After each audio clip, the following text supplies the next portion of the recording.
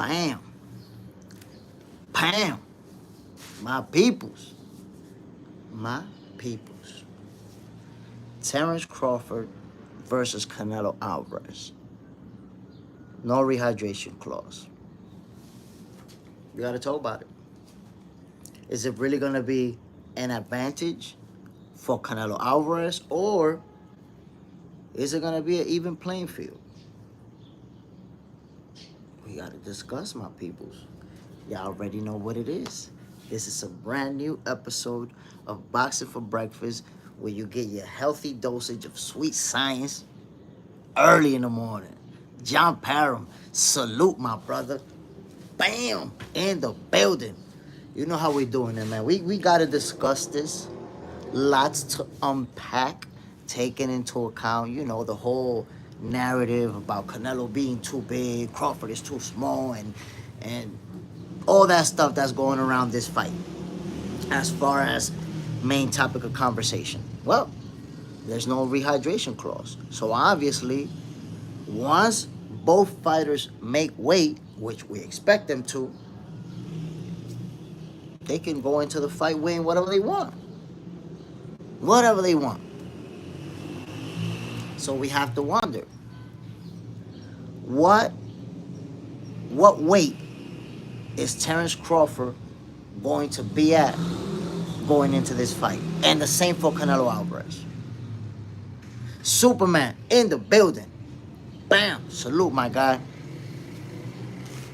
Because if Terence Crawford is walking around in the, well, not walking around, was training in the 180s, it makes me wonder, okay, you're sparring, running, doing your gym stuff in the 180s. Now you're going to cut down to 168 to make weight. But are you going to go back up to right around that for fight night? Or are you going to stay lower? Are you going to stay in the 170s? Superman, but been too small. Smoking everything. Let them keep talking, fam. I'm saying. Handling business. But to be honest, the whole narrative of he's too small, I've always fought back against that. If you notice, I've been consistent with trying to explain to people, Terence Crawford is not too small for Canelo Alvarez. That's a narrative that people want to believe, but we saw them face off multiple times. They really looked too big in front of Crawford. Can we really say that? He did not. In fact, the night that Canelo Alvarez fought William Skull, and he was weighing 168. Well, he wasn't weighing 168 that night, because obviously, you know, he rehydrated. But Terence Crawford was weighing 185 pounds when Canelo was making weight for that fight. So think about that for a second. There was a period in time where Terence Crawford was heavier than Canelo, taller and longer than Canelo. He was basically bigger than Canelo in any measurement you wanted to make, except wide. Canelo is wider. But Crawford is taller, longer, and was also heavier at that time. So I think the main focus is, for some people at least, oh no, he's moving up 2 divisions. He's moving up 2 divisions. But they're not seeing what's really going on as far as Crawford's body. They're not taking that into consideration. It's almost like people believe that Terence Crawford right now is walking around at 147, 148, and he's just gonna, I guess, start eating a lot. And listen, I had somebody tell me that Crawford was probably not even gonna make the 168.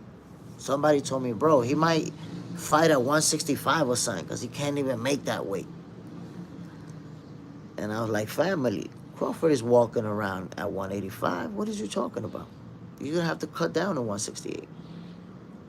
So the whole narrative of the size, I've never bought into it. But I will say, Fight Night is going to show us what we've already seen, that Crawford and Canelo Alvarez, when you see them face to face, they look about the same size. Canelo's wider, Crawford is taller and longer. And the difference in strength is not going to be what people think is going to be either. You're acting like Crawford is not strong. Well, have we not seen how many knockouts he got in 41 fights? I don't know off the top of my head, but I know it's over 30. So, I don't know. People are underestimating Terence Crawford's power. We're going to find out. We're going to find out. Superman, they said the same about EJ. I've been saying it, bro. The narrative around Terence Crawford and Errol Spence was exactly the same as the narrative of Terence Crawford versus Canelo Alvarez. Now, the only difference is that they say, well, Canelo is no Errol. But all of the talking points are exactly the same. Oh, 27, 28 KOs. Okay, that's still a lot. The narrative is still the same. That he's too small, that his opponent is too big, that his opponent is too strong, that he's not going to be able to handle the power. All of the same talking points that they had leading up to Terence Crawford versus Errol Spence. The guy that's too small, the guy that, just can't do it. Errol Spence is going to knock him out. And what happened when he put the Swiss, the Dre, and the Apple beats on Errol Spence? All the people that say he was too small transition into the excuse phase. Oh, no, the accident. And Errol Spence, he had smoked a blunt that day. And a couple weeks before, his dog stole one of his boxing shoes. I don't know how many excuses I heard. Why? Because people just didn't want to accept the reality that Terence Crawford, the guy they've been discrediting for as long as they known him, is now one of the fighters with the biggest wins in boxing history. One of the biggest wins of this era. So once he got that win, what could they do? Try to diminish it. Oh, Errol wasn't sane. People became psychiatrists. How do you know what's in Errol Spence's head? And his mind just wasn't. To me, the crazy shit and the weirdest shit is when somebody watching TV says, his mind wasn't right. What the hell you mean his mind wasn't right? How the hell you know it? What kind of psychic are you? What kind of goofballery is that? Based on my expert knowledge of watching TV, I can tell that his mind wasn't right. I don't understand.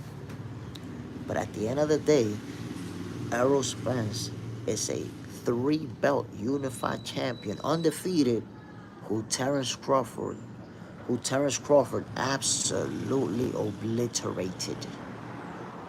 Pummeled.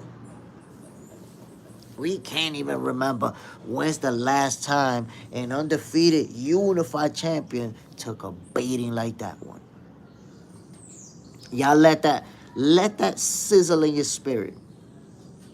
When's the last time you saw an undefeated multi-belt champion take a beating like the one Errol took?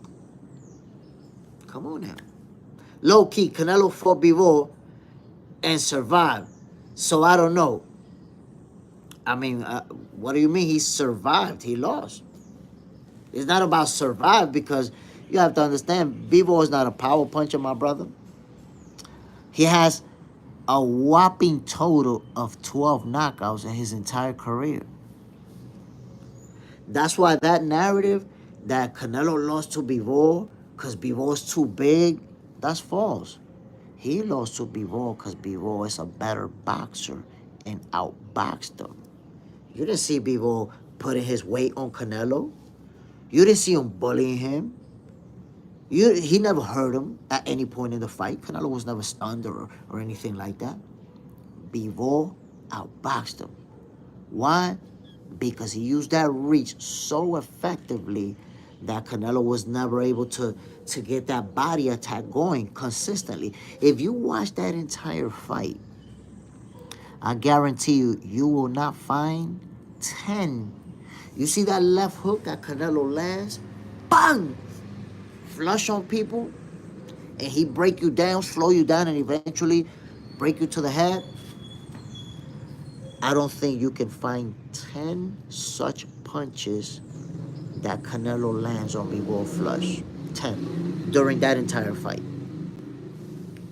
Why?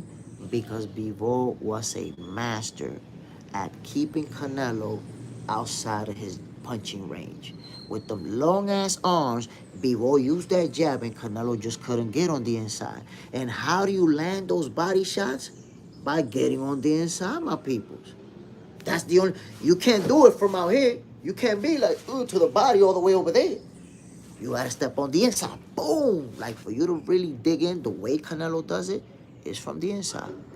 Bivol didn't allow him to do that. Kept him mostly at the end of his punches. And then when Canelo finally found his way on the inside, pop, pop, pop, Bivol was letting his hands go and using lateral movement. And by the way, you didn't see Bivol excessively clinching.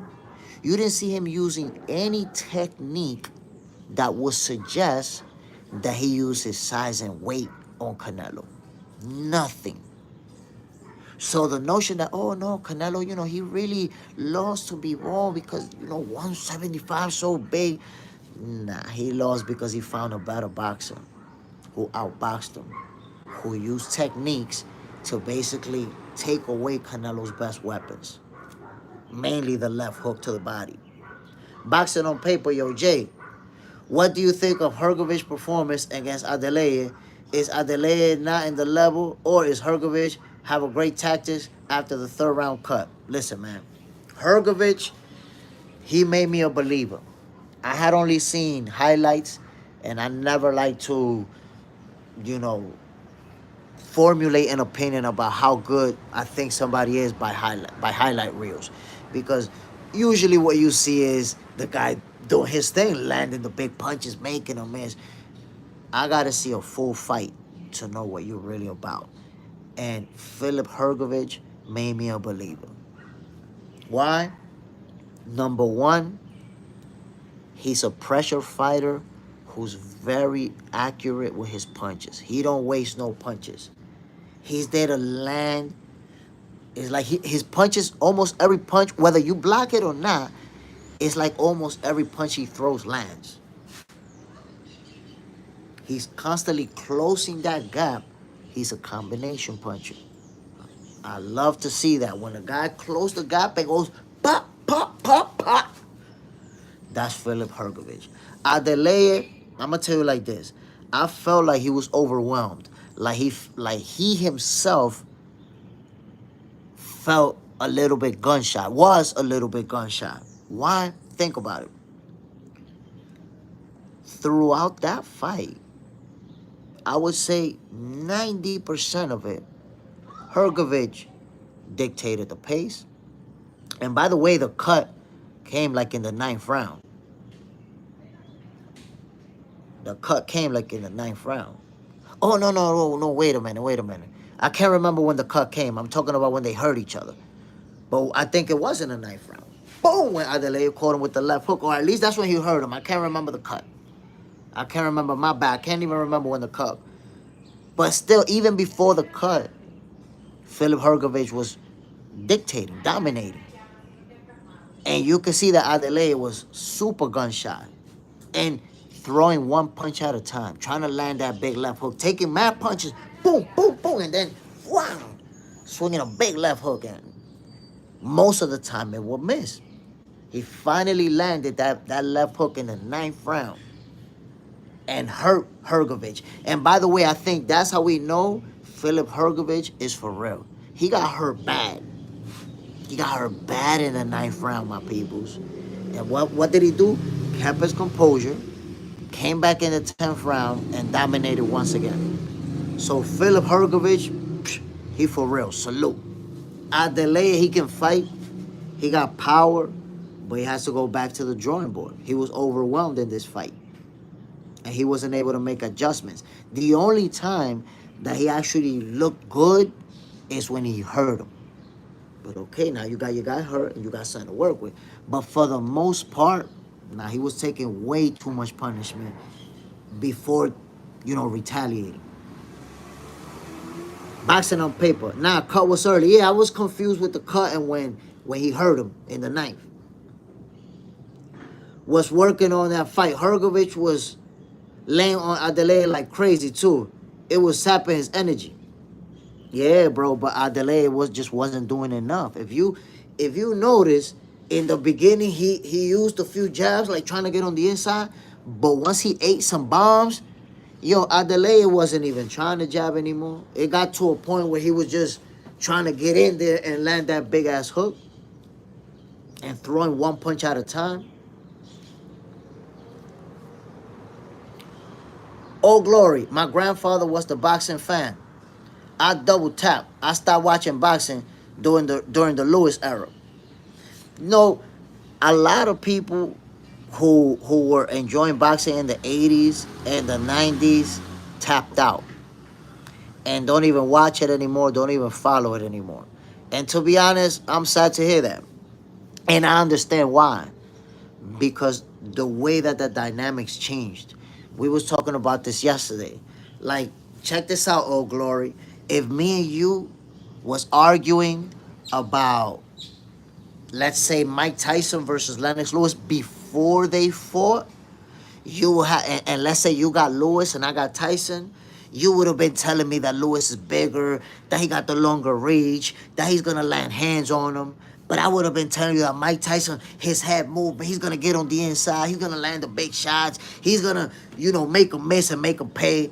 And we're gonna be arguing about what happens inside the ring. What turned off old school fans to boxing today? If me and you arguing, you might be trying to argue with me about what's going on in the ring, and I'm sitting over here telling you, nah, bro. But my guy makes more pay-per-view than your guy, and he don't even sell that much. And the arena wasn't even that full in his last fight, and he wasn't even the main event. What are we talking about? So the whole landscape of how people even debate changed. If you've been following boxing, like even me as a fan of the sport, I feel like I had to make a transition, an adjustment to what social media made boxing. Before, the conversations around the sport involved who's fighting who's better than who really won this fight. There was no such thing as a conversation. The phrase butts in seats never even existed in boxing. I never heard that phrase until Tank Davis and the PBC guys started putting butts in seats. Tell me you heard that phrase before that. The butts in seats phrase. That shit is crazy. So boxing fans,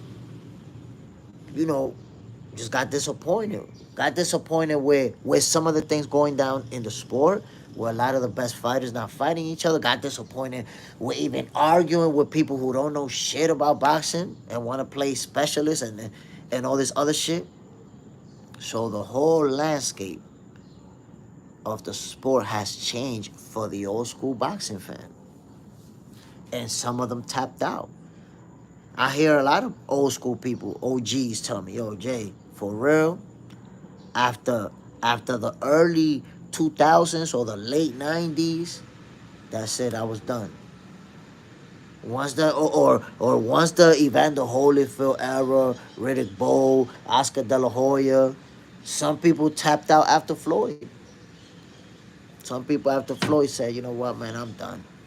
I'm done. All these other dudes trying to be like Floyd and trying to stay undefeated and trying to. I'm done with boxing. T. How Mayweather started all that business side of boxing. I mean, I wouldn't say that because there's always been that business side of boxing. Floyd Mayweather definitely stepped it up, but it's the problem is not the business because fighters got to make their money.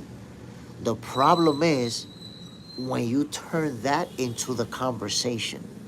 Like if we're talking about who's the better fighter, how much money this guy makes and how much money that guy makes shouldn't even be a part of the conversation. We as fans, what entertainment do we really get out of how much money a guy made? Like, what is really the point? Like, you think about this. I want you to think about this. I've been debating with people about Devin and Shakur. Who wins? And we going back and forth about who's going to win that fight. And out of nowhere, bro's just going to say, nah, my guy, but Devin make more money. He made more money than Shakur. I'm like, yo, but what the hell does the money that they making got anything to do with what's going down in the ring? What I'm telling you, who's going to win? Well, why do we care? Now, you think about this. If Shakur Stevenson made $5 million, let's say, in his last fight, and Devin Haney made $8 million. I'm just making up numbers for the sake of this example. Shakur made $5 million. Devin made $8 million. Bro, they both millionaires and we're not. Why are you talking to me about money?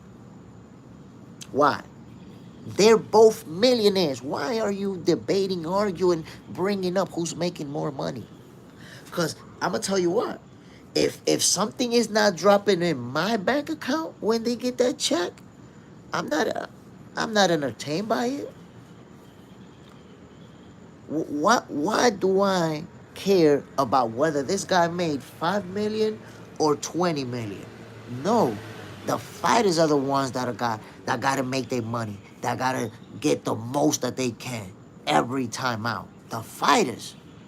But not us, bro. What are we doing arguing about, oh, no, this guy made more money, though, and he put more butts in seats? Bro, you wasn't one of the butts in the seats. What do you care? Unbiased brim. When the sport becomes a business masquerading as a sport, it diminishes itself. That's what happened to boxing.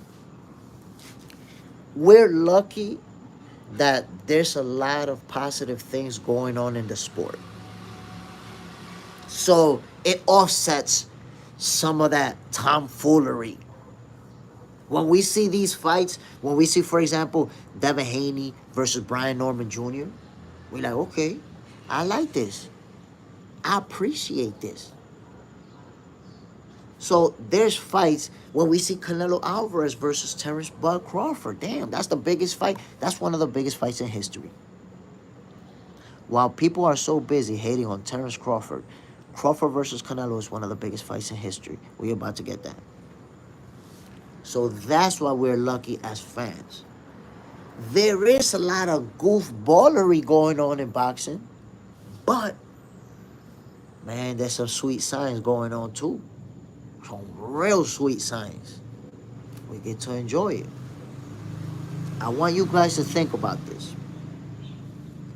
When Floyd Mayweather was fighting, there was a whole fan base who would always try to diminish everything he did. He runs too much.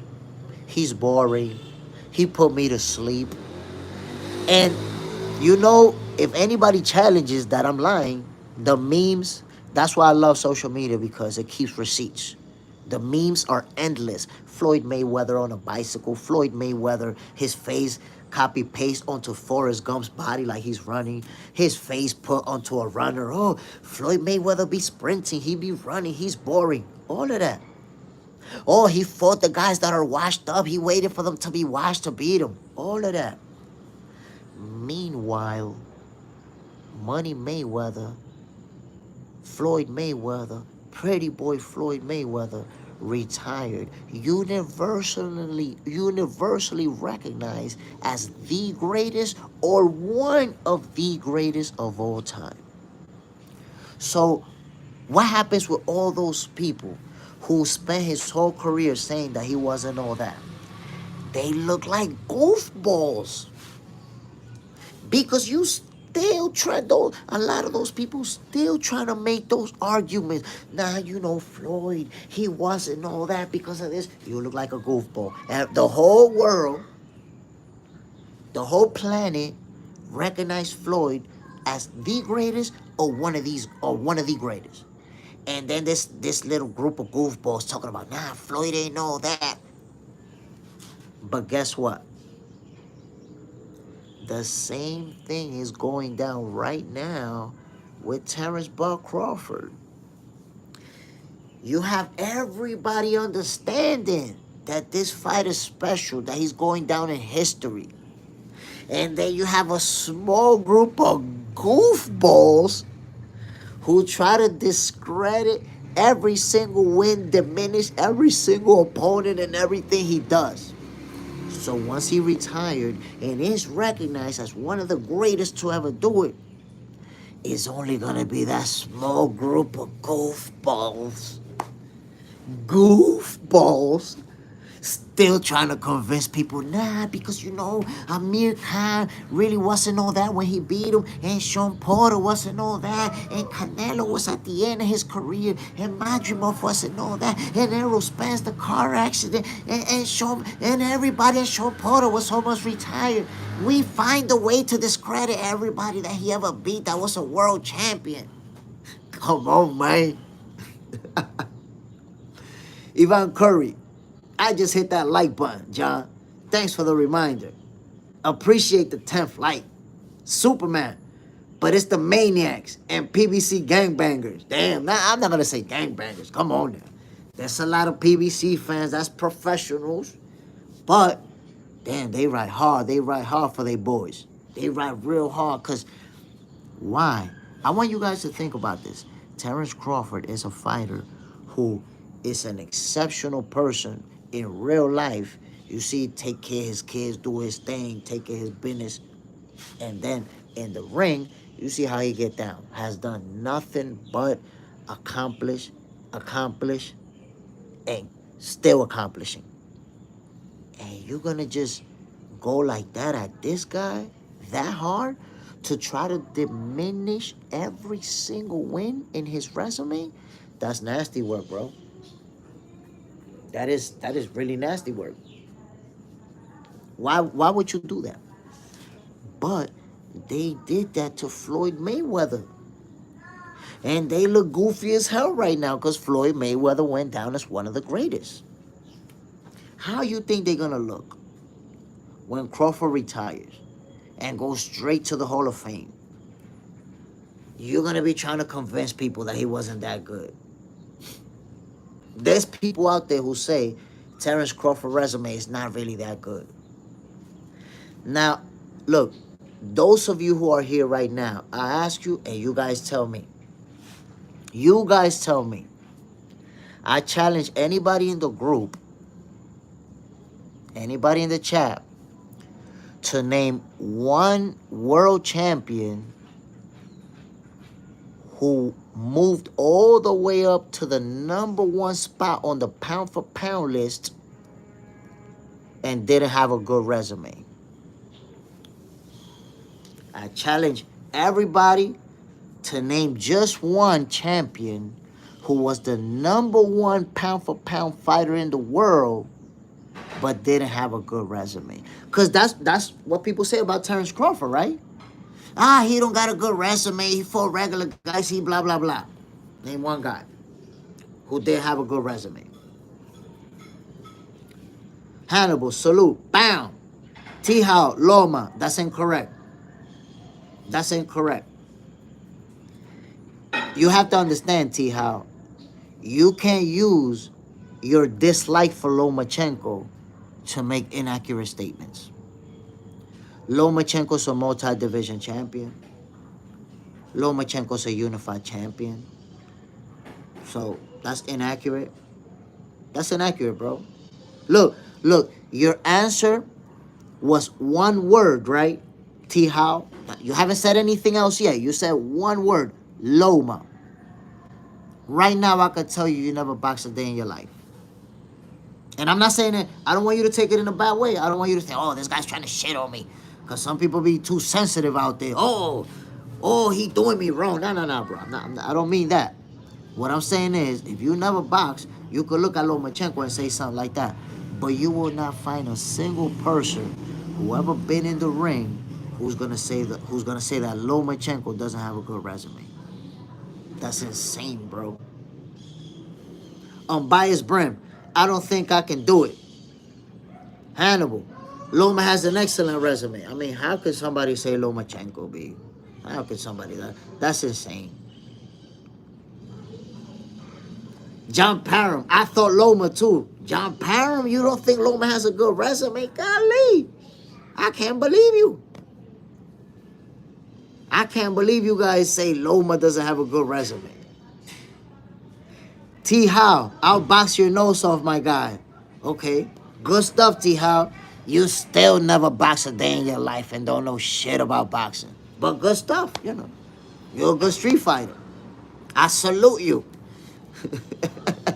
Hannibal, Loma fought everybody. I mean, come on, man. Vasil Lomachenko, I'm going to put it to you like this. Vasil Lomachenko is going to be a first ballot Hall of Famer. It's going to be a first ballot Hall of Famer.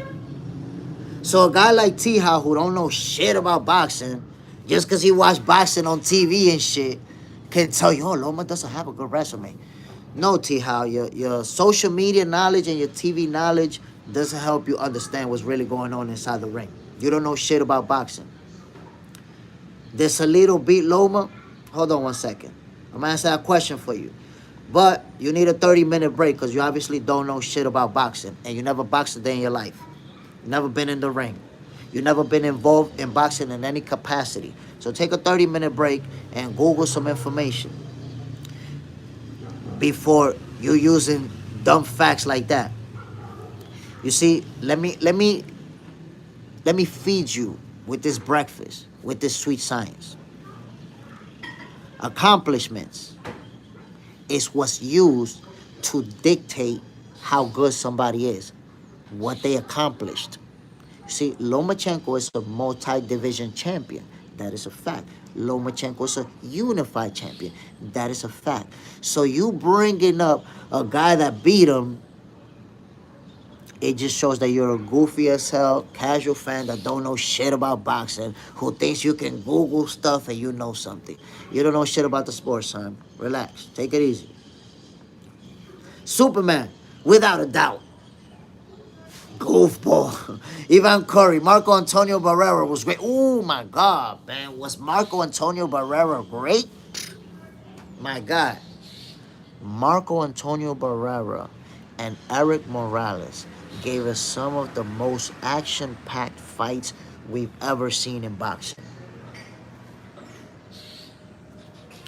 I've been watching boxing for over 20 years. Over 20 years, over 30 years. Over 30 years I've been watching boxing, my people. And I could tell you that Eric Morales and Marco Antonio Barrera, that's one of the most savage trilogies I ever seen. And probably one of the most savage first fight of a trilogy that I ever seen. And it's probably one of the few times that you'll get to see two world champions at the highest level have a level of hate for each other that it got to a point in certain rounds in all of those three fights where that's it, neither guy was blocking. That's it. It got to the point in both of those fights where there were moments where you see both of them like this. Boom, boom, boom, boom, boom, boom, boom, boom, boom, boom. Just punching each other's faces off. So, and I tell you what, Morales versus Barrera I've seen the first one. No cap. I've seen the first one more than 10 times. The first one. Seen the second one a couple of times. And the third one, I've seen it a few times. But the first one, I've seen it more than 10 times, my people. So if you never seen Eric Morales versus Marco Antonio Barrera, I urge you, my people, please, please watch that fight. Hannibal. Loma beat 24-0 Gary Russell in his third fight. That was impressive. You see, that's the thing. When you understand what accomplishments are about, you bring up what they accomplish. When you're a goofball hater, no, but he lost to this guy, and look what happened to that guy. Man, shut the hell up. You don't know shit about boxing. Sit there and listen so you can learn. Goofball. Unbiased Brim. Loma didn't fight everyone, but he did enough great things. His pro career wasn't as great as his amateur career. Thought he felt something on the table, unfulfilled as a pro. Unbiased Brim. I don't understand why you're holding Lomachenko to that standard when the guy became how many divisions? Hold on. You say that his pro career was not fulfilled according to you. Let's see how fair that is. How many divisions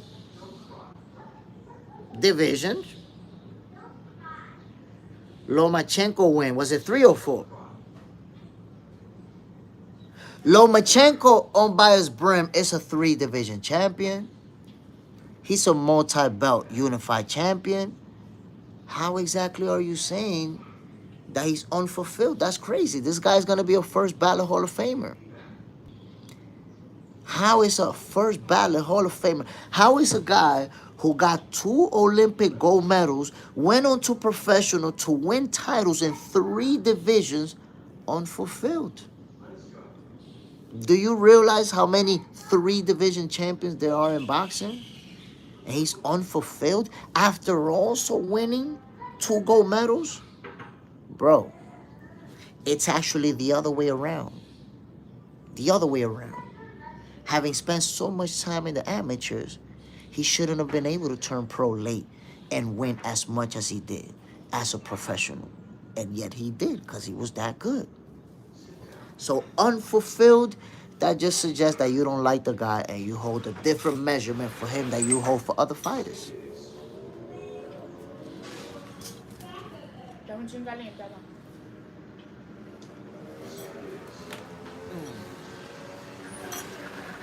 You're holding a different measurement, fam.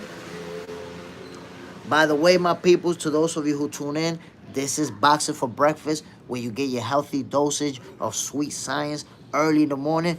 To those of you who are having your breakfast, yo, I'm about to have mine. I'm about to have mine, my people. I'm about to have mine. Check it. Boom. Boom. 2 boiled eggs. Boom. Salmon. Yeah. So, if you're having breakfast, enjoy it. If you're on your way to work, if you just woke up, I know some of y'all just woke your ass up. Whatever you're doing, my peoples, good morning. Enjoy this episode of Boxing for Breakfast. Bang, bang, boogie. Buen provecho, hermanito. Gracias. Bam. Love more Hinduism. Probably an ego boxing guy. The Hydro Grind. Pierre Oliver. I think I'm going with Martinez. Whoa. Hold on, man. Damn, I missed a lot of y'all comments. What up? Who you got between Mbele and Martinez? Shit, man. You put me on the spot right there. I'm not ready to answer that. Cause I was gonna go with Mbele, but damn, man, I've been watching some videos from Martinez. I'm not ready to answer that, bro. James, 4 boiled eggs, an apple, and about to make a burger with Reaper cheese. Damn. I got 2 boiled eggs and some salmon. Oh, there's a little bit of corn up in here too. John Parham. I'm in Wendy's drive-thru right now. Yo, enjoy your breakfast, my brother. Get the tater tots. I love the tater tots from Wendy's.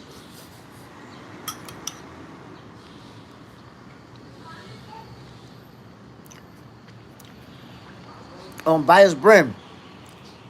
Yo, the unbiased with what you're saying about Loma doesn't fit, bro. I never disliked Loma. The scale can't be the same for everything. Loma came in with gold conversations. So I'm only measuring the results based on the expectations. I don't watch that guy, Lovemore. So if you're saying that you're only looking at the results, he's a 3-division champion and a unified champion. What more results do you want, bro? What more results do you want than that? You see, that's the problem on Bias Brand. With some fighters, you just say they beat this many number of champions, like with Tank Davis. With Tank Davis, people say he beat this number of champions. Do you know how many champions Lomachenko beat by using that same measurement? So that's the point on Bias Brand. Come on now. We're talking about GOAT conversation, right? Loma is in a GOAT conversation. Look at the run that he had in his career, fam. There's no way to say he don't have a good resume. That's wicked.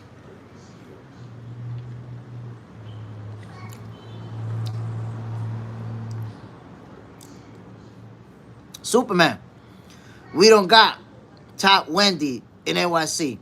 Y'all don't got the tater tots? No way. That's not what you was trying to tell me, right? Y'all don't got the tater tots? You can't be telling me that.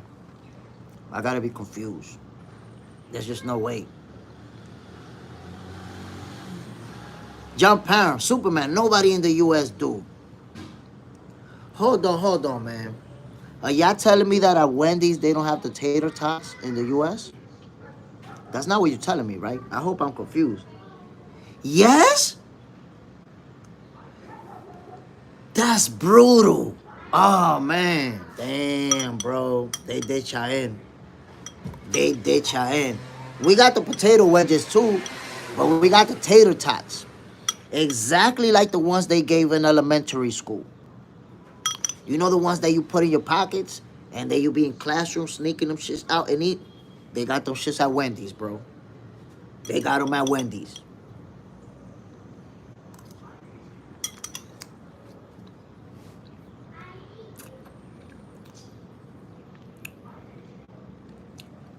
Yeah. Hannibal, Burger King has tater tots. In Burger King, oh shit, that's crazy. I think Burger King here in DR doesn't have them.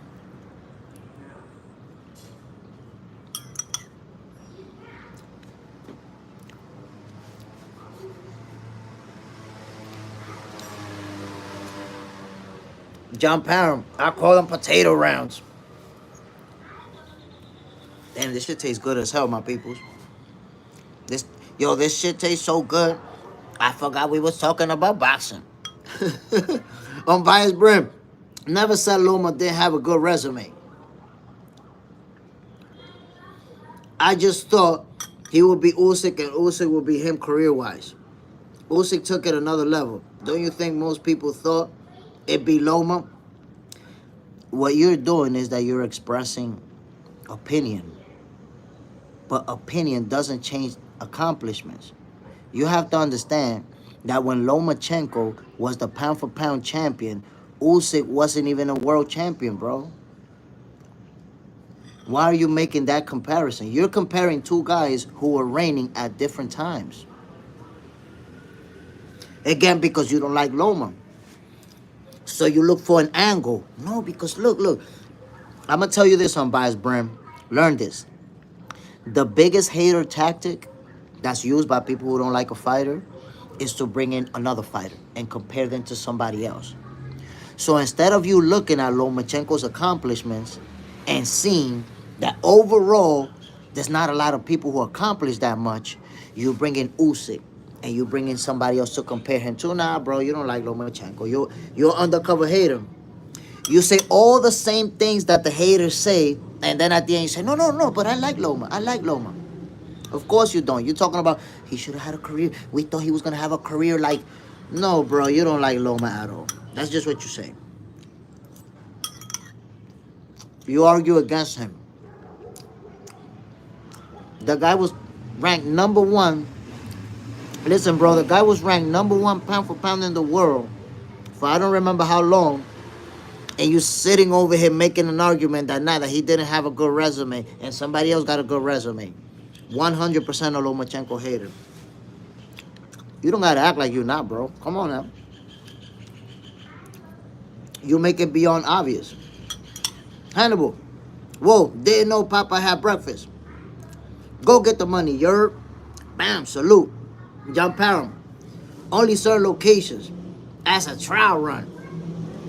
My peoples, don't forget to have your breakfast. Don't forget to enjoy your breakfast. Which, by the way, I'm really enjoying this right here.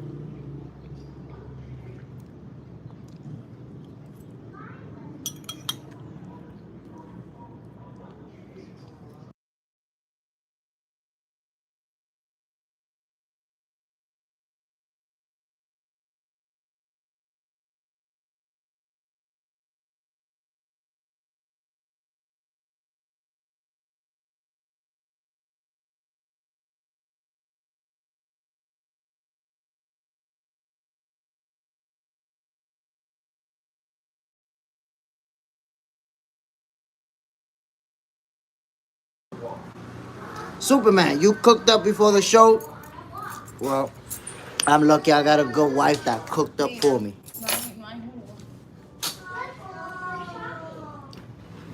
So I didn't cook it, but it definitely got cooked.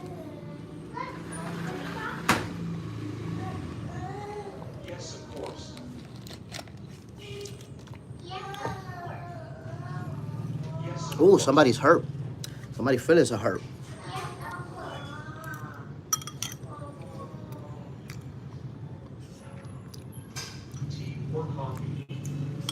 John Parham, I got it for the true J. Smith boxing family.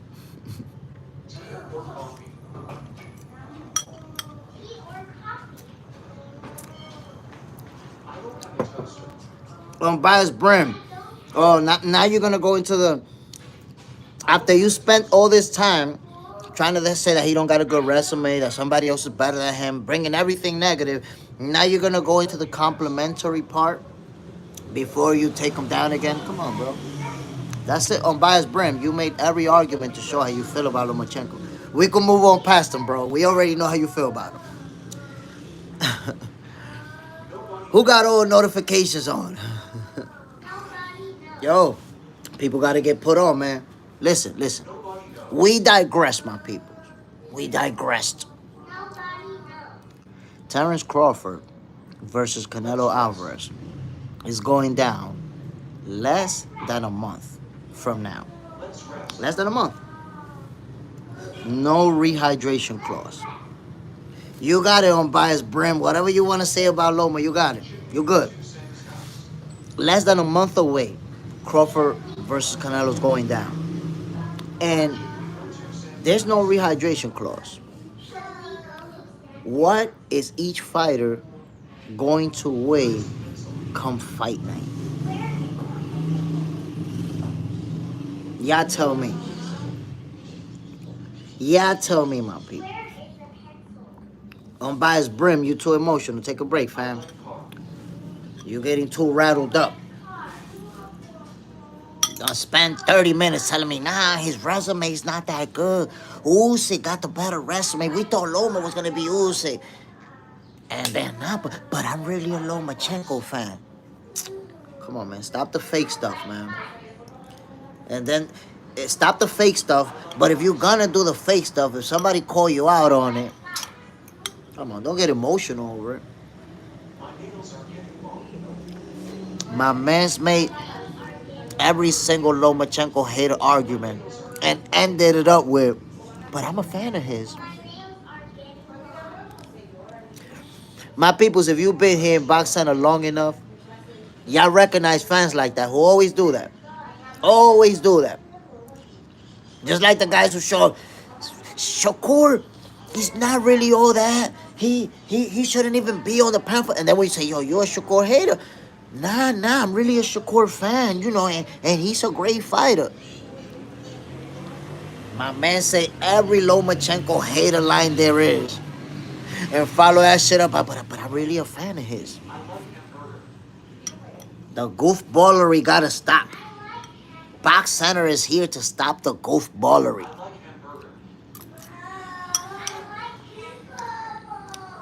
Canelo gonna be 220.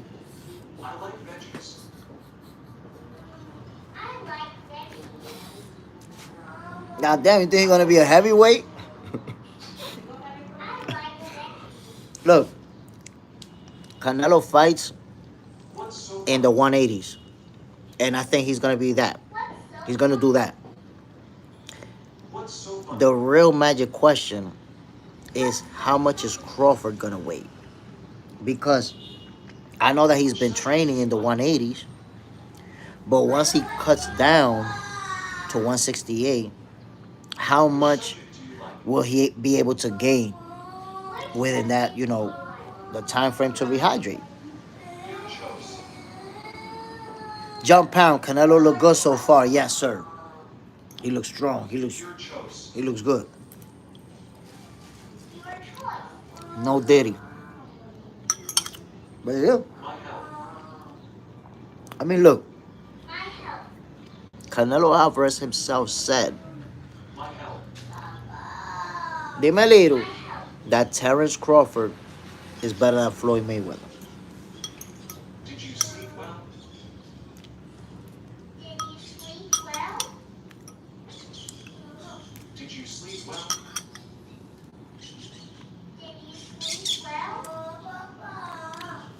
Little.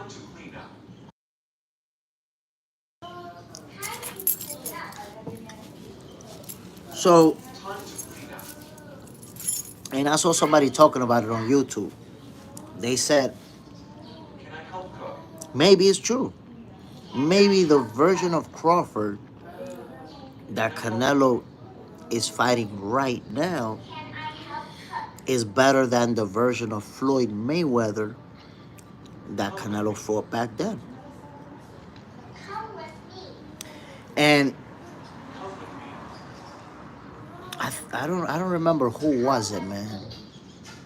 But I know it was a fighter that was saying, a known fighter, like a world champion who's retired, but I can't remember who.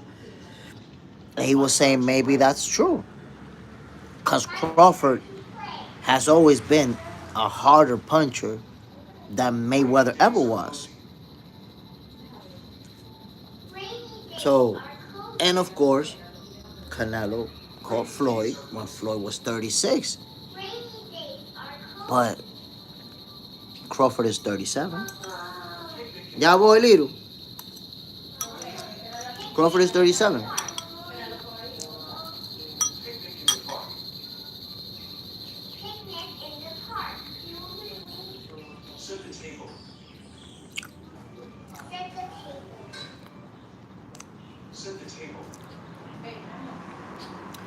The positive comments is not that I ignore the positive comments.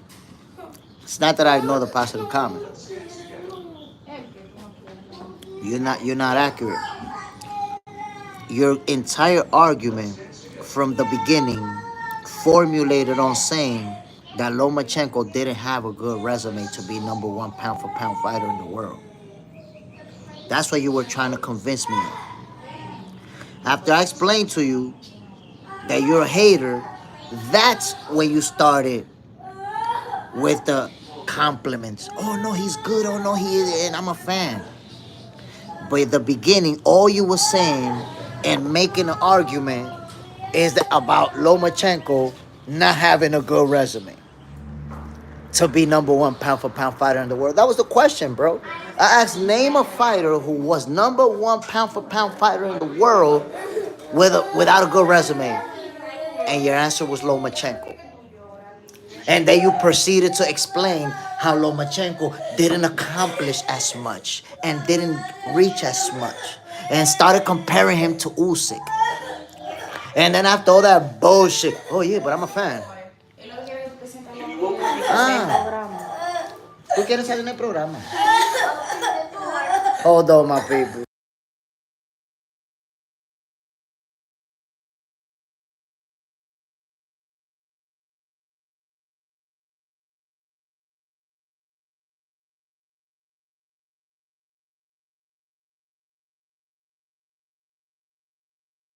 Give me a second, my peoples.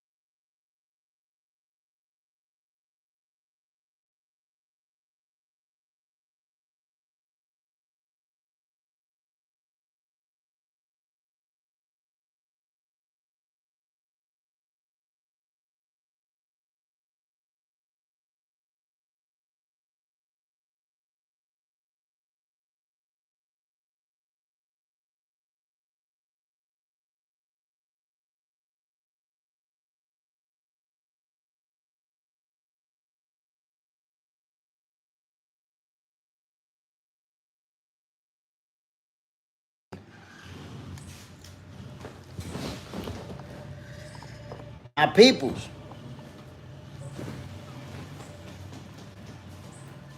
My peoples. Again, welcome everybody who's tuning in to another episode of Boxing for Breakfast, where you get your healthy dosage of sweet science early in the morning. I hope y'all ain't ducking that like button the same way Tank Davis ducking Shakur. You know, some of y'all be ducking it. Tank need to stop ducking Shakur. Some of y'all need to stop ducking that like button.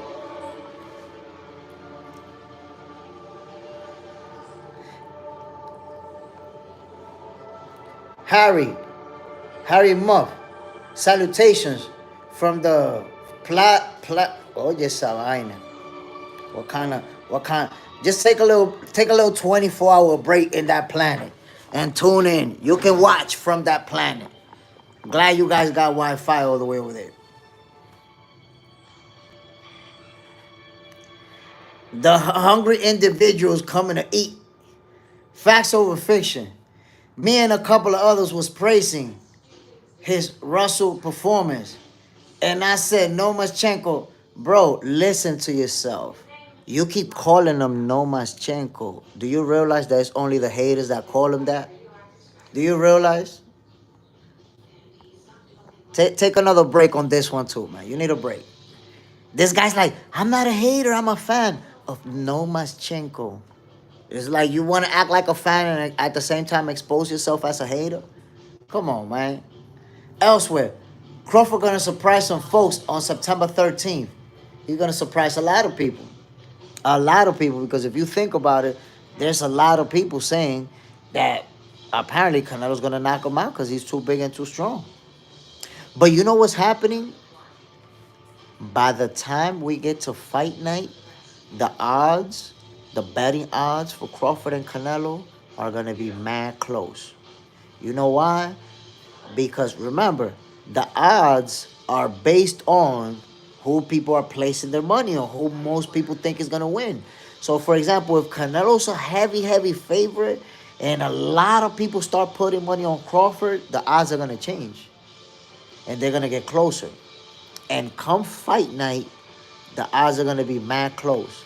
Canelo's not even going to be a heavy favorite. Elsewhere, fans actually call him Lomachenko. It's actually a complete because he made his multiple fights quit. I'm a huge Loma fan.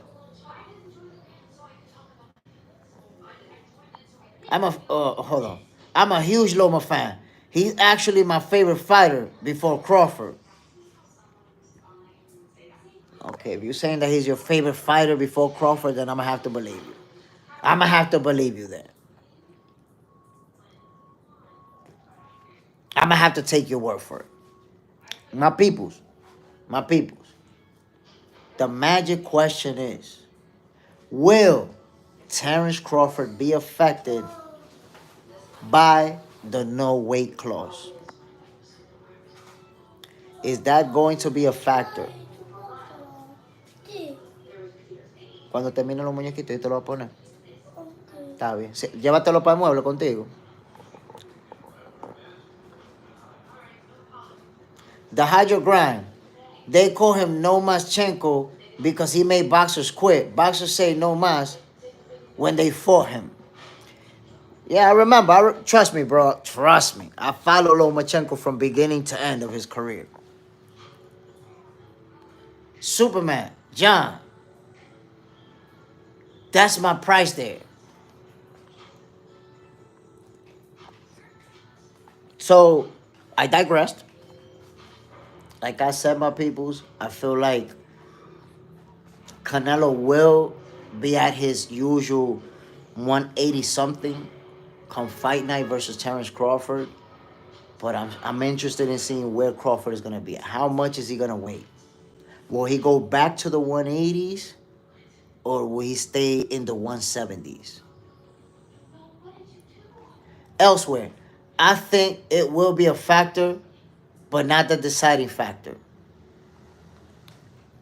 I want to see, man. I'm interested in seeing because remember, if Terence Crawford shows up to the fight in the 180s, he's gonna look very different than what he would look if he showed up, let's say, weighing 175, for example, 174 or something like that.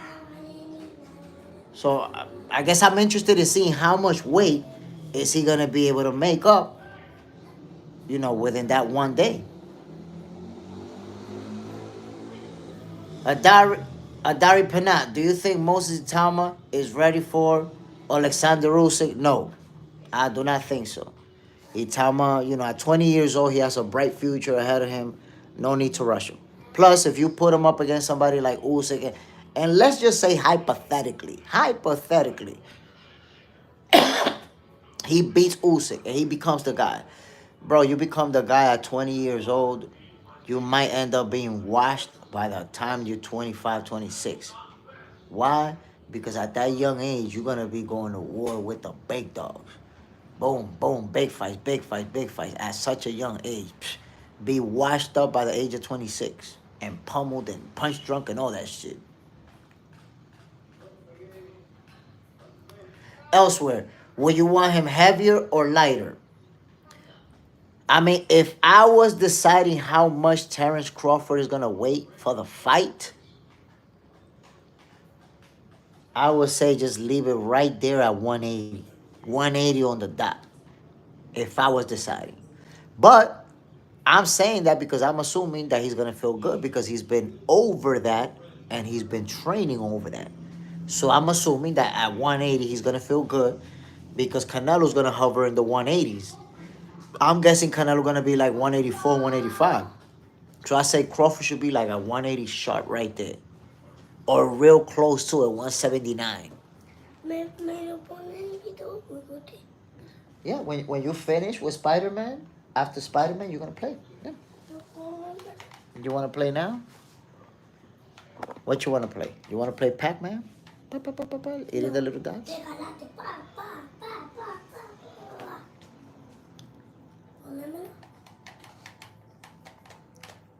Shaggy, happy Tuesday, my G.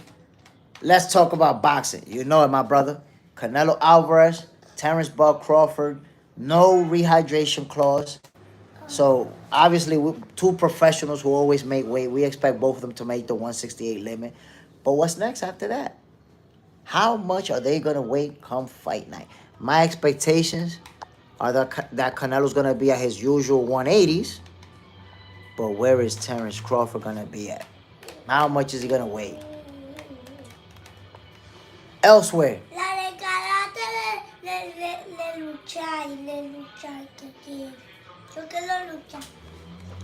Elsewhere, when Canelo can't land those big hook and uppercuts, he will get frustrated. That's right. That's right. And the thing is that a lot of those punches that Canelo likes, those are close range punches. Those are punches that you got to get on the inside. That left hook, you got to be on the inside to land it flush. That left hook to the body or that left hook to the head, you got to be on the inside. And that's why I tell people, this is the reason why Canelo didn't have much success against Dimitri Bivol. Because Bivol did a great job at keeping Canelo outside of his punching range. Hold on, my people. I'm trying to connect this video game for my son.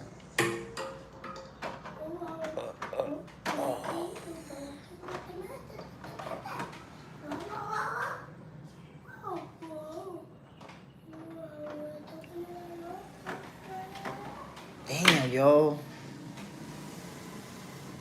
Yo, these are the hardest cable to connect to the back of the TV ever. John Parent, Bud 175, Canelo 181. You think that's what they're gonna weigh? HDMI cables, man, golly. Oh my God, yo, I'm trying to plug. My peoples, let me put the phone down real quick, man, because I'm trying to plug in an HDMI cable, and these things is designed to frustrate you to the fullest. Hold on 1 second, my peoples. Golly. Yo, when you get to my age, connecting an HDMI cable, you feeling like you technical support and shit. You ready? Oh, hold on. Let me put this in there so you can play. Holy moly. There we go.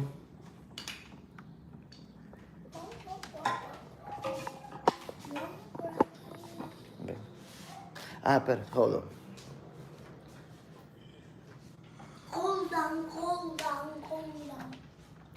And look, John Parham, you mentioned John Parham, you mentioned or you asked, right, if Terence Crawford will potentially gas out in the fight.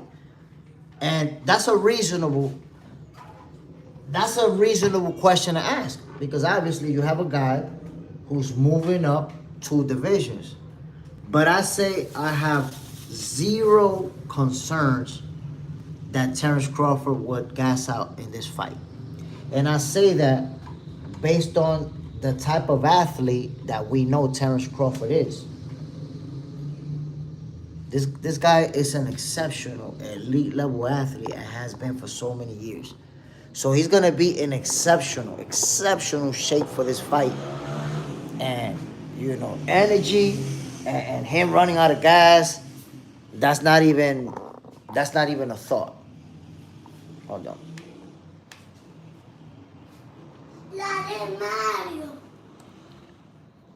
Mario? Hold on, my peoples. I'm over here setting my son up. Okay, man. Let me find it. Calm down.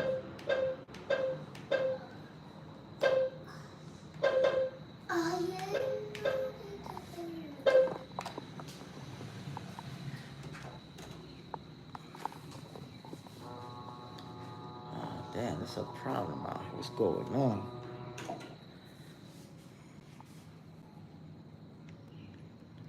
The elsewhere, it will be dangerous, but there needs to be a point early in the fight where Bud needs to throw punches with Canelo. You see, that's the thing. For whatever reason, people are assuming that Terence Crawford is going to be running, I guess. But we've never seen Terence Crawford running ever in any fight. We've never seen him do that. So you're saying that it could be dangerous, right? But I want you to consider this. How dangerous was it for Dimitri Bivol? Or how dangerous was it for Floyd Mayweather? 2 guys who are not power punchers, who Canelo didn't have to worry about getting hurt. So, you know, the focus, as always, is the power. But I'm telling you, it's Canelo who has to worry about that reach. Because guess what? Before you land with that power, you got to get past that reach. And I'm going to remind you, Bivol whooped that ass and made it look easier. And Terence Crawford got longer arms than Dimitri Bivol. So, you know, we could cling on to power. But I'm telling you, he got to get past that reach to land with that power. And we already seen two different people who have a reach advantage, make it look easy on them. Ernest Morales, PR in the house. Whoa, Puerto Rico's in the building, my peoples. In the building. Full effect. Go get the money. See, Bud don't do that rehydration clause. Because when Bud wins, he doesn't want anyone to make excuses saying he drained Canelo. Because you know that would have been the main talking point. If they would have had like let's say a 10-pound rehydration clause, ooh, Canelo fans would have went ham on that. Oh, nah, you know, he just wasn't the same because he couldn't hydrate. They not going to have no excuses for this one, bro. There's going to be no excuses this time around other than he got his ass whooped. It's going to be tough, man. It's going to be tough to digest. You already see the narrative of the people that's talking about, oh, nah, Crawford is on snack and he's cheating. They're already making up the excuses. There's people who know what's going to happen. They know what's going down. JJ Sendejas, 18 likes. Let's go. John Parham. Ernest, salute. Adari, I am Jamaican. Ooh, Jamaica in the building. Well, you may not be in Jamaica, but Jamaican brothers in the building. Go get the money. I'm from Barbados. Salute. Barbados in the building. Hold on, man. Hold on, because you guys started the roll call. Let's get this box center roll call going, my peoples. Where you at right now? Where is you watching Boxing for Breakfast from right this moment? Myself, y'all already know what it is, man. I'm in Santiago, Dominican Republic. Where you at, my peoples? We all over the place. The Box Center family is all over the place. Most of the Box Center family is in the United States. I do have to admit. But we're all over the place. We're in the UK. We're in the UK. We're in Australia. We're in Africa.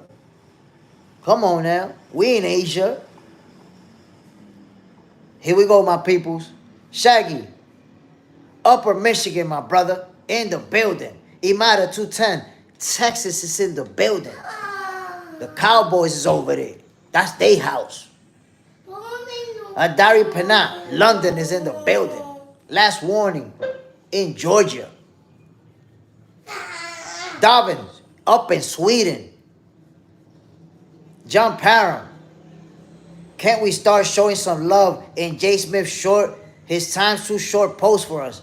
He takes two post shorts for my peoples. I post a lot of shorts. I promise you.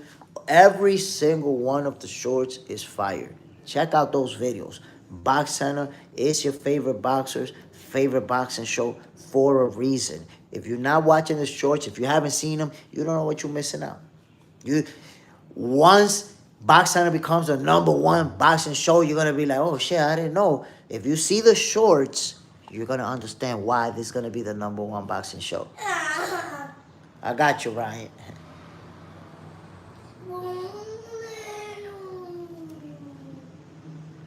Pavel Korzeniak. Romanian Gypsy. Salute, family. Elsewhere, Denver is in the building. John Parham. It helps build the channel. Yeah, my peoples. Come on now. It's not just about the live. Yes, I give you this sweet science. I give you this fire. I go with you live. I trash talk. All of that. But you got to check out the shorts, my peoples. You got to check out the shorts. Some good boxing content. Some real boxing content, my peoples.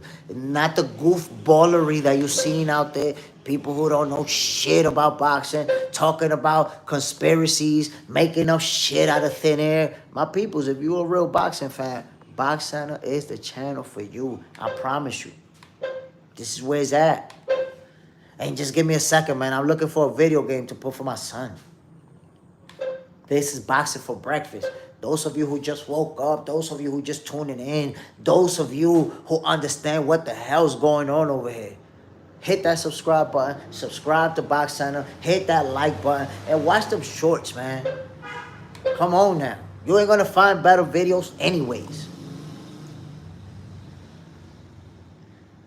Willie Wood. Boxing is dead. MMA. The salad is in the building. Okay, so take a 24-hour break, and when you come back in 24 hours, explain to us what you're doing in the boxing channel. Because I ain't going into MMA channels, buddy. Go get the money. Do you want me to pull up on Spit Bucket? Because I will pay them a visit. Go get the money. Nah. You don't gotta pay nobody a visit, man. You don't gotta pay nobody a visit. They got their situation going on. And whatever, people over there don't like me, but nobody need to pull up on nobody, fam. Elsewhere. MMA broke ass. The UFC boss over there getting the real money. Yeah, man. He over there. MMA fighters be having slave contracts, bro. Slave contracts. I'm sorry to say it, but they know it's true. They know what's going on over there. I'm looking for the game, right? You know what? Maybe that one.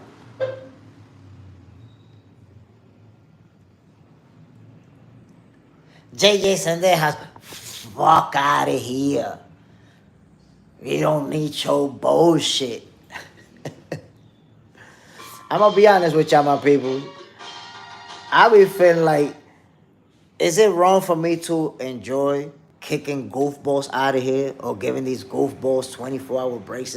Am I a bad person for enjoying that? Really?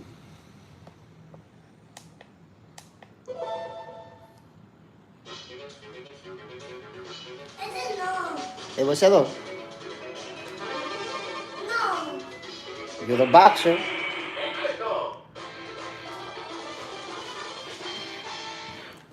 JJ said that has 19 likes. Let's go. Look at that, my people.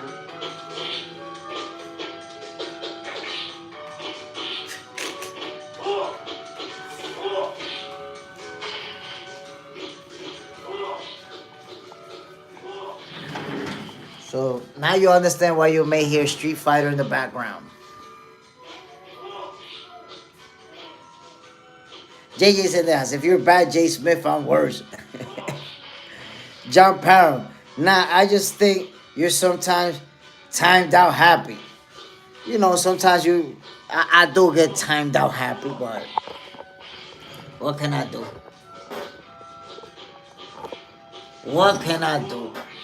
I mean, timeouts are generous because at least you can still watch and enjoy this amazing boxing content. And then good job. Oh, there you go. Man, can't see shit. Oh my God. Left my other phone out here and everything. My peoples.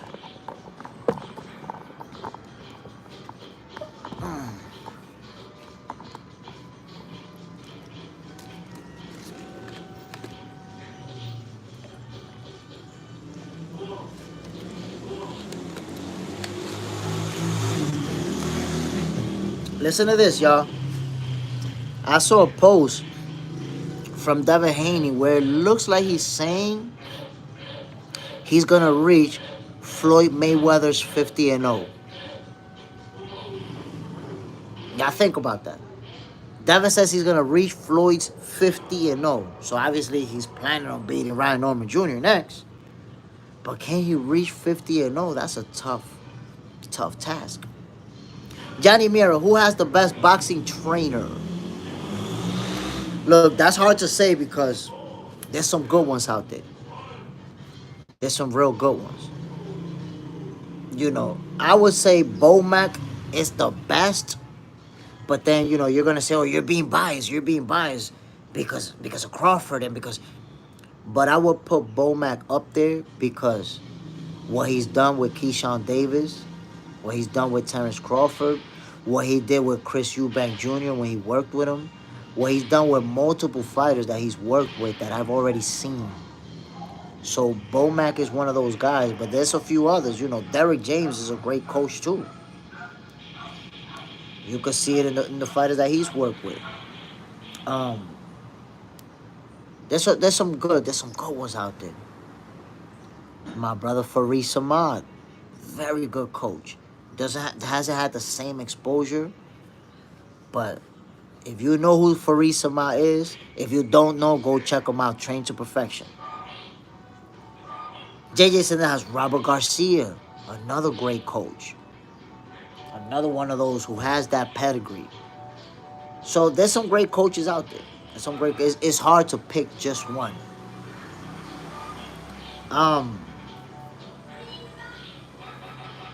I'm putting Bomac at the top based on the results that he got from the fighters that he's working with and what I've seen in their game.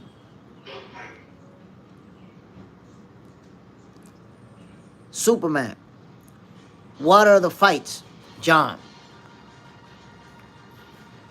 My peoples, let me tell y'all something. I'm going to tell you guys, and it's just for people that may watch it later, right?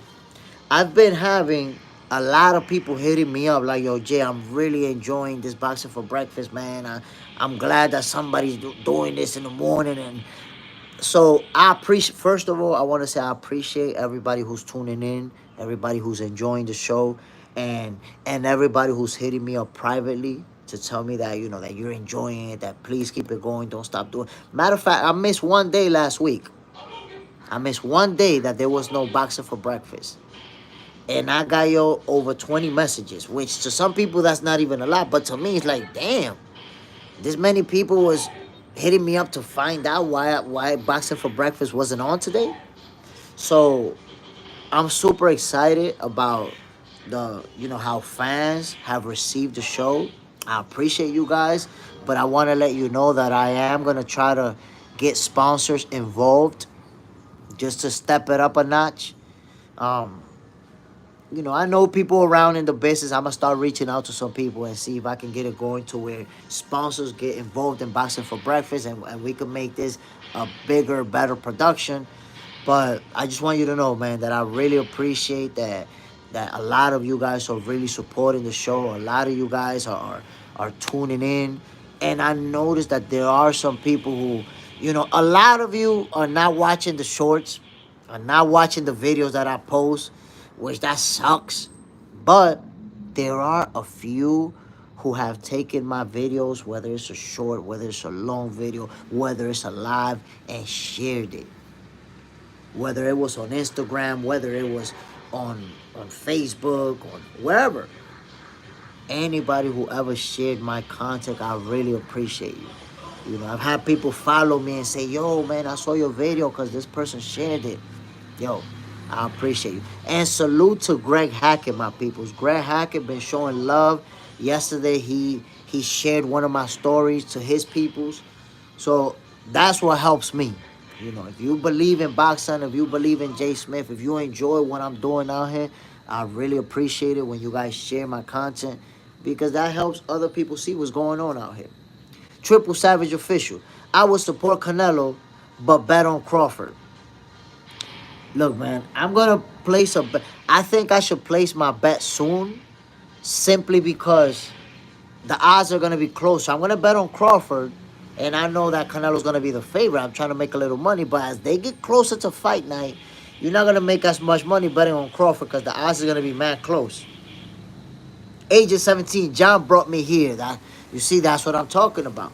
John Parham, and there's been others. JJ Zendejas, there's been others who brought people to the show or who showed my video to somebody. And they told me, oh, yeah, yo, I'm here because this person showed me a video. I was like, yeah, that's fire. So I appreciate everybody, sharing the content. Hiyorimaru, shout out. I fuck with Bub, man. Shout out to my cousin, Dixon, my sister. Okay, wow, okay, good shout outs, man. Those are real cool. I don't know, you think you're calling a radio station or something with those shout outs? My man thought he was calling Hot 97. Bro. The fuck is that? We got comedians over here. John Parham. I need to see Cobb back in the ring. Man, look, we've spoke about this before. Blair Cobb is a very good fighter. He's exciting to watch. His press conferences are always epic. Epic. But inactivity, man. We want to see Blair Cobb fighting. We want to see, he expressed interest in wanting to fight Boots. He expressed interest in wanting to fight Conor Ben. He expressed interest in wanting to fight a lot of guys, but for whatever reason, those fights are not happening. I don't know, because remember, I think, didn't he side with Don King too? Just like Adrian Broner? Look, Adrian Broner's been complaining that he's not getting any fights, he's not getting any activity. And what's going on with Blair Cobb? Or is he independent? Is he a free agent? Because that's one thing about boxing, my peoples. If you're going to be independent, you're going to be a free agent, you got to be a star. If you're not a star, you're cooked as a free agent, as an independent. And when I say you got to be a star, I don't mean people know you. I mean like a big star. Somebody like Crawford, somebody like Canelo, somebody like Tank Davis. They could be independent. But if Blair Cobb is independent, he's cooked. You're not going to get no fights. Who's negotiating for you? You talking for yourself by showing up to a presser and trash talking people? Last warning, Blair versus Spence. I like that fight. And Errol Spence, he's always said that he's not down with the tune-ups. He's not down with it. He don't like it. Cool. If you're not down with the tune-up, but he's been inactive for 2 years. And obviously he took a nasty beating in his last fight. So what is he gonna come back to? Would coming back to Blair Cobb be a good fight for him? I don't know. We don't even know. Is he coming back to 154? Is he coming back to 160? Is he even coming back? We don't know. John Parham, Cobb versus Ryan would be something to see. I like that fight. I mean, look, Blair Cobb, I think it would be a fun fight to see versus a lot of these opponents. I really wanted to see him versus Boots. And that fight could have happened. So we have to see. Johnny Mira, Cobb is a C-level fighter. Damn, I think that's a little bit harsh, Johnny. I think that's a little bit harsh, bro. John Parham, Johnny, I think he's a decent beat. But Ryan would never happen. Will Ryan Garcia fight Blair Cobb? Johnny Mira, 35-year-old prospect. I don't know if you knew this, Johnny, but there's people who become world champions right around that age. So, doesn't mean anything. I will say, right now, there's, for the type of fighter that Blair Cobbs is, it would be interesting to watch him with Jerron Boots Ennis, with Conor Ben, with Devin Haney, with Teofimo Lopez. There's a lot of fights that will be interesting, that I would like to see him in. JJ's in the house. Okay, C+. They gave him the plus. Nah, man, y'all wrong. Y'all wrong for the way y'all doing Blair Cobb. He ain't no C-level fighter, man. Y'all wrong for that. It's like, oh, you're a world champion, championship caliber, or you're a bum. John Parham not being active isn't good for a 35-year-old. I agree with you 100%. That's what we was talking about earlier, man. Blair Cobb, he's a fighter who I say he's a talented fighter, fun to watch. Inactivity. People, listen, when you're inactive, people even forget about you. We, here in this group, we talking about Blair Cobb. But look around and see. Google that shit. YouTube that shit. Who's talking about Blair Cobb? Because he's been inactive too much. If he shows up to a press conference, hey, challenging somebody, somebody might take a picture or post a video and talk about it. But he's been too active. He's been too inactive. Johnny Mira, I can't answer that question because if you never boxed, you don't know how to measure how good his opponents are. You measure it by watching TV. So you could see an opponent and say, oh, he just beat bums. And I'm seeing skilled guys. So we're not seeing the same thing, family. When you ask that, look, here's a pro tip, a professional tip for you. When you ask that question, it just tells me that you never boxed in your life. That's a pro tip. So when you engage somebody, don't use that. Don't ask who they beat. People who never ask, always, people who never box, always ask that question. Oh, who he beat though? Who he beat? John Parham, I would say AB, but AB wasn't the same. I mean, AB hasn't been, I would say, the same in a very long time. The old version of AB never came back. In reality, after losing to Maidana, Adrian Broner wasn't the same. And I would say more because of his personal life. Things that happened in his personal life that didn't allow him. Didn't allow him to get to that point. Johnny Mira, I bet I have more fights than you. But where? Where do you have your... All right, Johnny Mira, since you have more fights than me, how do I find you, Johnny Mira? Let's see how many fights you have. Oh, you're an amateur boxer right now? You're not a professional fighter? Johnny, you're an amateur fighter right now?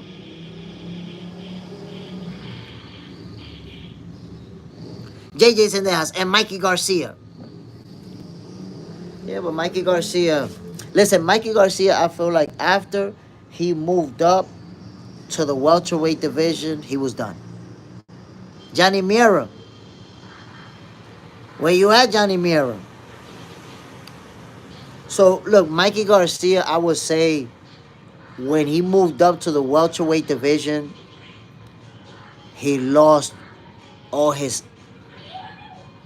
star power just went out the window because he just went up to 147 and started getting beat up.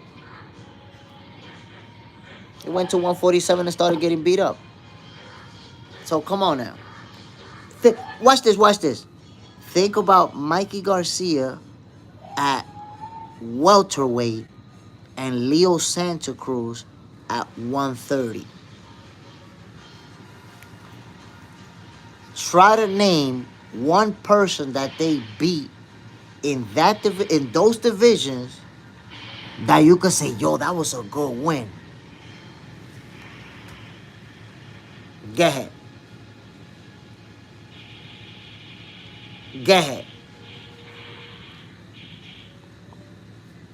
Bunny man, I'm 47 years old. What the hell are you talking about? Your fighter will drop me. Yo, man, y'all need psychological help. I'm 47 years old. What the hell are you talking about? Your fighter will drop me. Shut your goofy ass up and watch me. Because I'm not watching you. Or your goofy ass fighter who I don't know who he is. JJ's in there. Sorry, J. Smith. I was saying when Mikey Garcia beat AB. Oh my God, Mikey Garcia put a beating on AB. Cooked him. And by the way, I said that was going to happen. If Mikey Garcia would have stayed at 140, his career would have played out totally different. Going up to fight Errol was a horrible mistake. It was a horrible mistake. Johnny Mira, my whole family boxes at Robert Garcia Gym, bro. Johnny, I got you 100%. I got you 100%, Johnny. Actually, I thought you were somebody else. I'm not going to tell you who I thought you were, but you wasn't who I thought you was. You good. Mira, estoy buscando yo solito. Mira, yo voy a ganar, yo solito. Dale ahí para empezar de nuevo. Mira, ahí es que tú empezás ese botón, dale. Otra vez. Y ahí, ¿cuál tú quieres ahora? Sí, ese eres tú. Ya lo cogiste.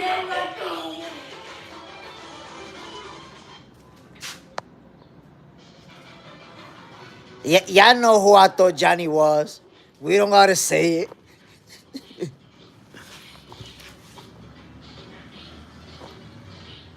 JJ said they have 47-year-old blue eyes and like sunsets. Chocolate milk. Bro, I didn't have my chocolate milk today, but chocolate milk is life. Chocolate milk is life. Ernest Morales, Mikey and Danny both never should have went past 140. I mean, no, I would say Danny was able to go past 140 because he became a champion at 147. He held the title in the welterweight division. So he was worthy of it.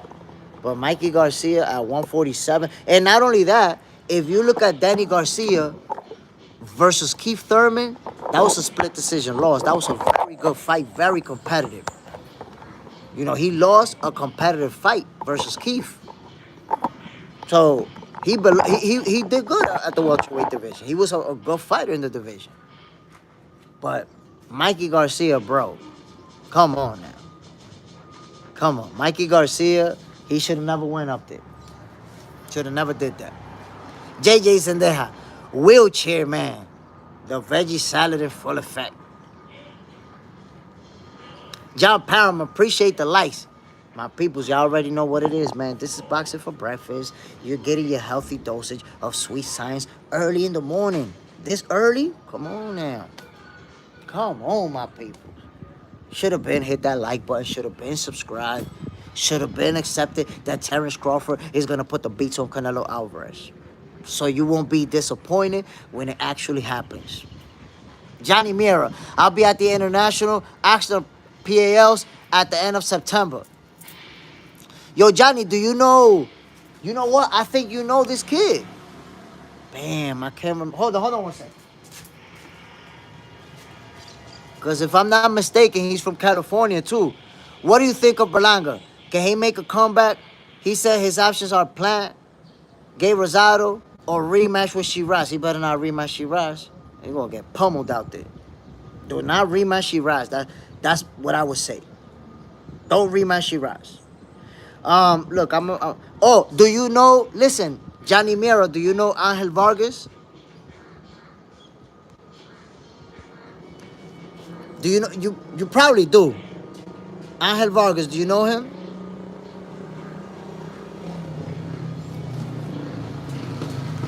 Superman, I'm going to get my breakfast after all this science. That's what I'm talking about. Enjoy it. Enjoy that joy. The hydro grind, true. So again, my peoples, again, Terence Crawford, Canelo Alvarez, no weight clause. No weight clause. No rehydration clause. Johnny Mira, okay, got you. I thought he was from Cali too, but oh no, he's from Vegas. My bad, he's from Vegas. So no rehydration clause. I think that says a lot about Terence Crawford. You know why? Because you know that fighters moving up historically ask for a catch weight, ask for something to try to even things out. Remember, Floyd Mayweather didn't fight Canelo at 154. That was a catch weight. He fought Canelo, was it at 152? 153? 152? I don't remember how much he weighed, how much was the weight for the Canelo fight. But it wasn't at 154. It was like a catch weight or something like that. And a lot of fighters have done that. Like, you know, move up but fight dudes at a catch weight. Terence Crawford don't want no excuses for this win. Terence Crawford don't want an excuse, my peoples. He want to fight Canelo to where nobody's going to be able to say, no, you know, he was dehydrated and he wasn't the same. And there you go, 152. Go get the money, 152.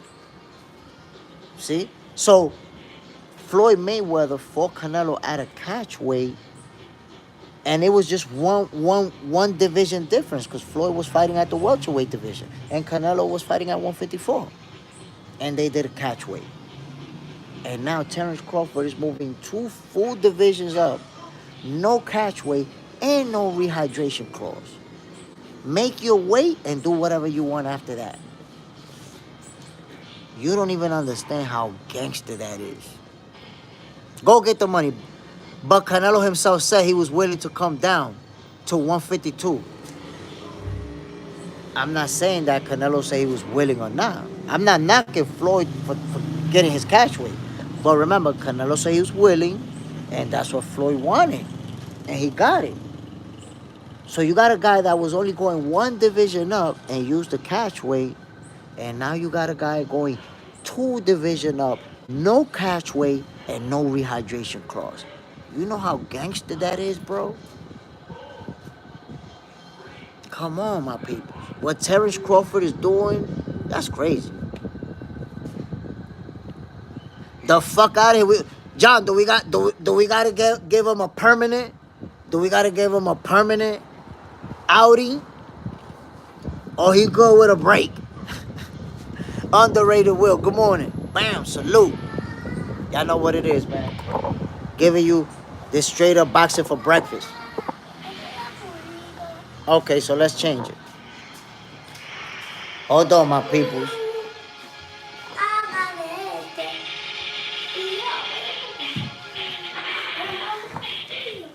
Vamos.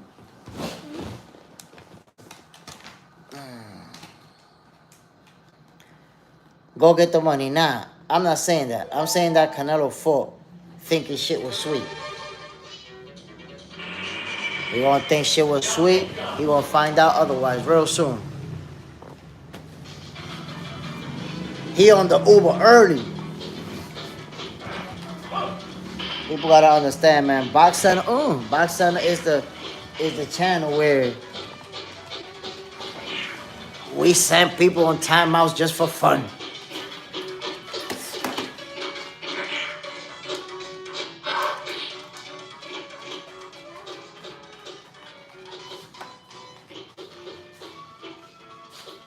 Last warning, nah, don't do it.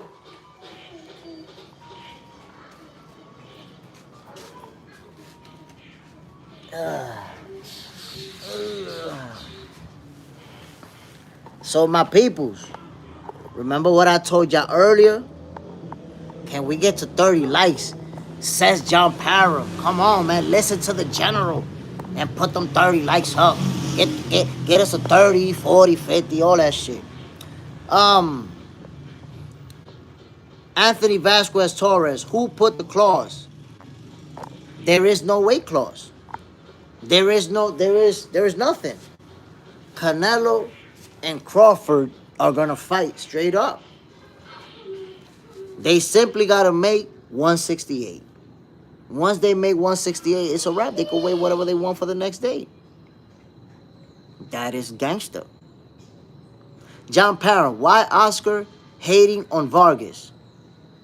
I mean, I don't know. I didn't even know he was hating. Let's start over. Come on. I didn't even know Oscar was hating on Vargas.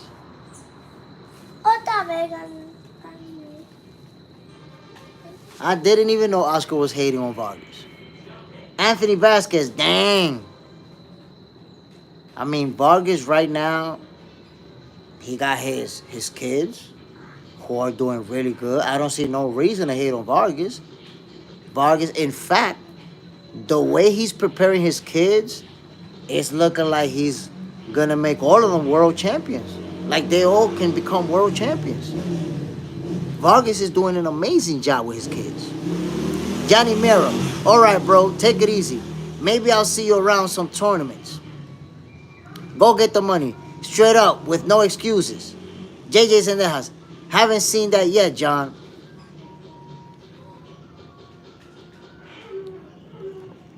Did Oscar post something about Vargas, like hating or something like that?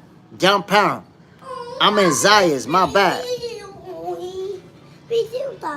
Pero mira, tú estás ahí otra vez, ¿no?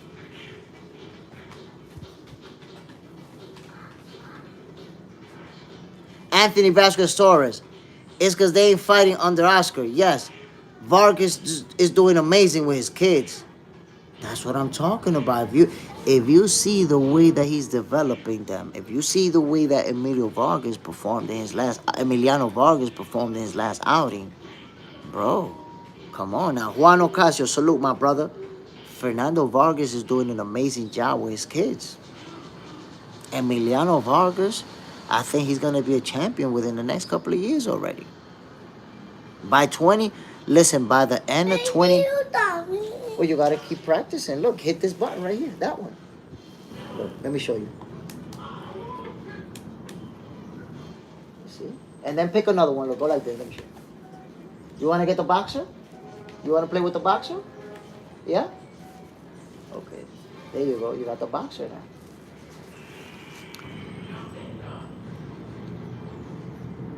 John Parham. Oscar saying he ducking. Hold on. Oscar saying who ducking? Is he saying Emiliano Vargas is ducking? Oscar wants Puerto Rico versus Mexico. I'm going to tell you what, man. They've done cards like that before. Whereas, 4 or 5 Puerto Rican fighters versus a few Mexican fighters. Zayas. Oh, okay. Listen, man. Xander Zayas is a special fighter. And he's going to accomplish a lot of big things. He's saying Xander's sucking Virgil. I don't know how you could say that. Papa, You're right there.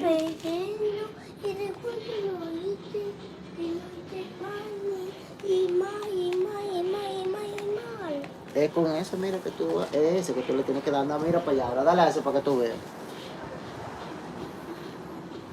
Look, man, I want y'all to consider this. Xander Zayas just became a world champion.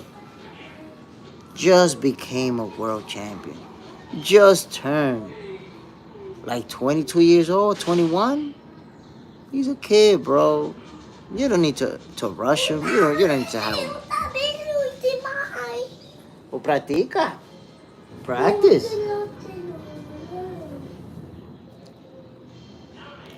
My peoples, before we about to end this episode of Boxing for Breakfast, but first I want to say thank you guys for tuning in. Thank you guys for enjoying the sweet science. I'm going to be posting some videos today. Check out the shorts. Check out the long videos. You want another one? Okay, you want to play another video game. I'm going to change it right now for you. We're going to change it right now.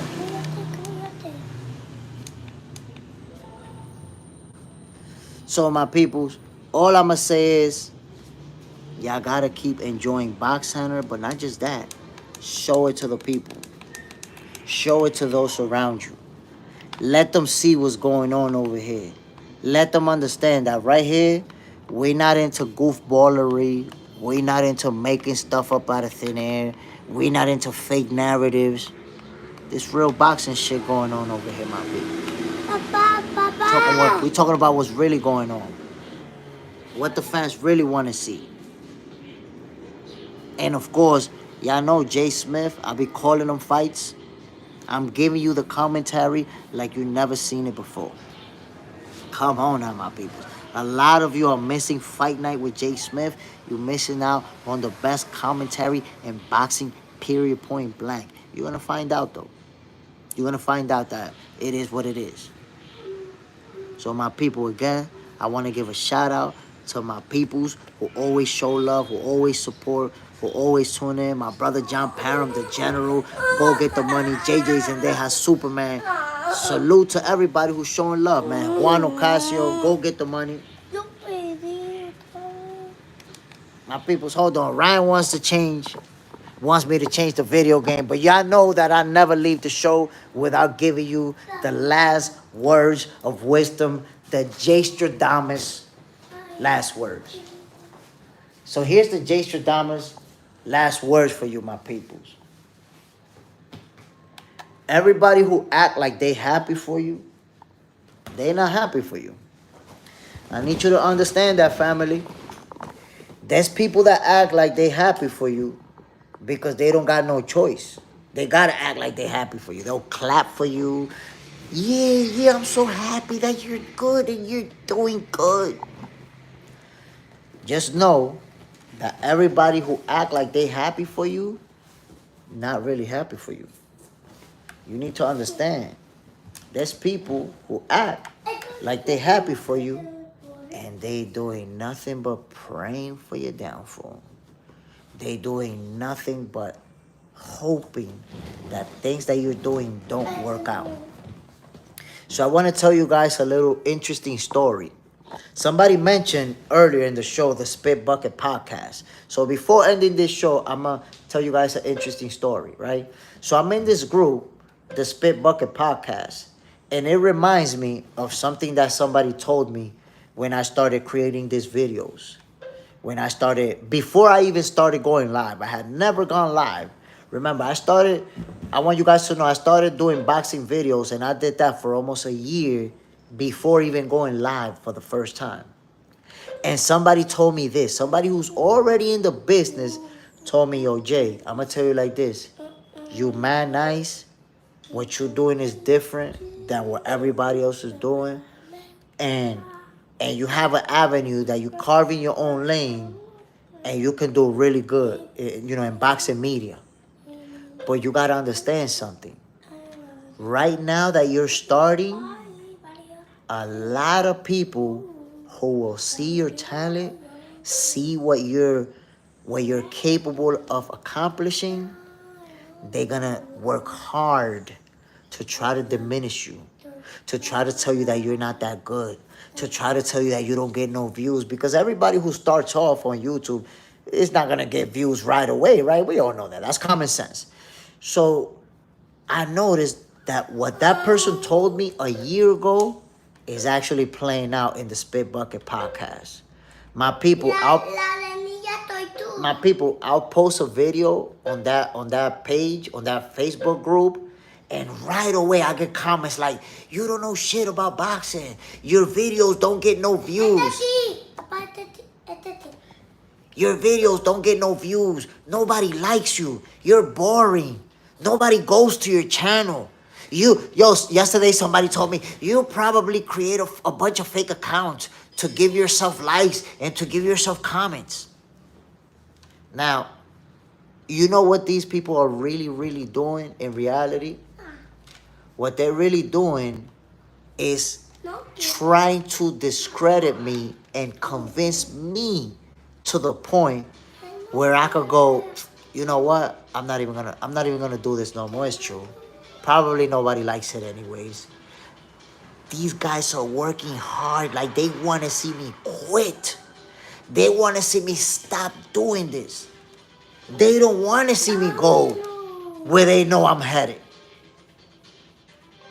So every single day, my peoples, when I post on there, the responses I get from the same group of people, yo, you don't know shit.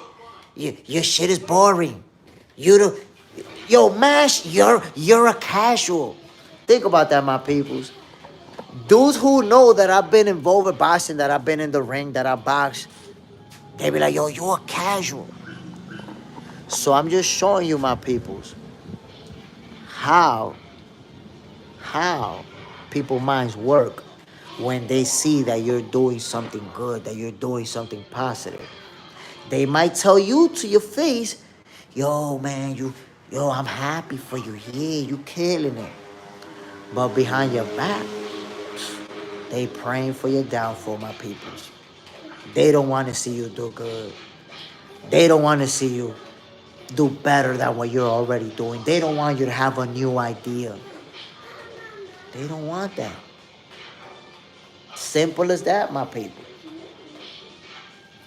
Go get the money. Nah, they scared because you finna take their spot. But my brother, listen to this. This what makes it funnier. How am I gonna take a spot of somebody? Some of these dudes, they don't even do nothing on social media. They don't even create content. They just in that group commenting on videos and posting their comments or whatever. Some of them don't even create content. And they be on there like, nah, yo, your shit is whack. Nah, you boring. Yo, there's people in that group who no matter what I post will say, yo, this post is dumb. That don't even make no sense. Everything I say doesn't make sense. But it's like I told you, my peoples. It's like I told you. There will be people along the line who will never tell you to your face that they don't like you and they want you to fail. But on social media, you see them every day. Every single day. What do you think? That the people around you, all of them, are different? Nah. I promise you. You have a cousin that want to see you fail. You have a friend that's been your friend since y'all was kids that want to see you fail. You have a ex-girlfriend. There's a lot of people that was praying for you to fail, bro. And you think they cool with you. You think you cool with them and all that. So that is the J. Stradamus sentence or paragraph of the day. Don't be fooled by people who trying to give you flowers all the time. Some of them want you to fail badly. My peoples, y'all already know what it is. This is Boxing for Breakfast. I'm Jay Smith. I'm giving y'all that real boxing content. That real sweet science. I hope you guys enjoyed today's episode. I'll see you guys tomorrow, man. I'm out of here. Bam.